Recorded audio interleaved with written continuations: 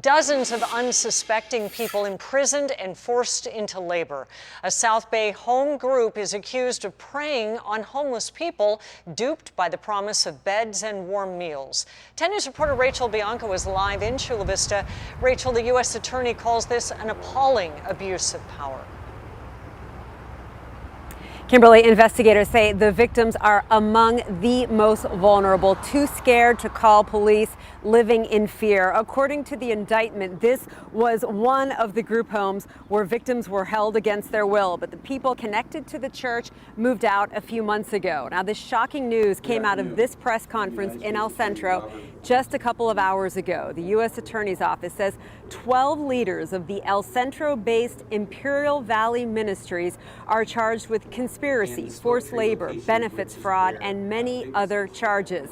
The defendants accused of preying on homeless people, convincing them to give up their welfare benefits and then forcing them to panhandle up to 54 hours a week.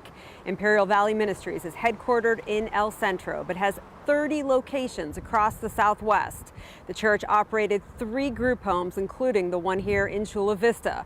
The previous tenants moved out in April. The woman who lives here now told us that when she moved in, there were broken windows everywhere and homeless people were constantly coming to the door.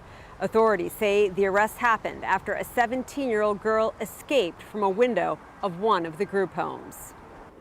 The indictment alleges an appalling abuse of power by church officials who preyed on vulnerable homeless people with false promises of a warm bed and meals. They locked victims inside group homes.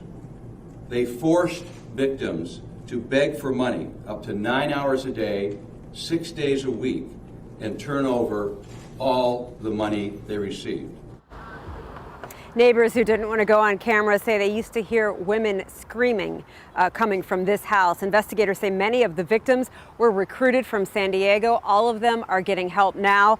The 12 suspects, all in custody, due in federal court tomorrow. Reporting live in Chula Vista, Rachel Bianco, 10 News.